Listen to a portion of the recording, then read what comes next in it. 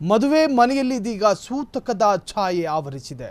ಕಳೆದ 3 ದಿನಗಳ ಹಿಂದೆಯಷ್ಟೇ ಮದುವೆಯಾಗಿದ್ದ ಪುರಸಭೆ ಸದಸ್ಯನ ಮಗನೋರ್ವ ಹೃದಯಾಘಾತದಿಂದ ಮೃತಪಟ್ಟಿರುವ ಮನಕಲಕುವ ಘಟನೆ ಮಂಡ್ಯ ಜಿಲ್ಲೆ ಕೆಆರ್ ಪೇಟೆಯಲ್ಲಿ ನಡೆದಿದೆ. ಪುರಸಭೆ ಸದಸ್ಯ ಕೆಸಿ ಮಂಜುನಾಥ್ ಅವರ ಪುತ್ರ ಶಶಾಂಕ್ 28 ವರ್ಷದ ಮೃತ ದುರ್ದೈವಿಯಾಗಿದ್ದು, ಕಳೆದ 4 ದಿನದ ಹಿಂದೆಯಷ್ಟೇ ಜಾರ್ಖಂಡ್ ಮೂಲದ ಯುವತಿ ಆಶ್ನಾ ಎಂಬುವವರ ಜೊತೆಗೆ ಶಶಾಂಕ್ನ ಮದುವೆಯಾಗಿತ್ತು. ಬೆಂಗಳೂರಿನ ಖಾಸಗಿ ಕಂಪನಿಯೊಂದರಲ್ಲಿ ಕೆಲಸ ಮಾಡುತ್ತಿದ್ದ ಶಶಾಂಕ್ ಅದೇ ಆಫೀಸ್ನಲ್ಲಿ ಕೆಲಸ ಮಾಡುತ್ತಿದ್ದ ಆಶ್ನಾ ಎಂಬುವವರನ್ನು ಕಳೆದ 1 ವರ್ಷದಿಂದ ಪ್ರೀತಿಸುತ್ತಿದ್ದ.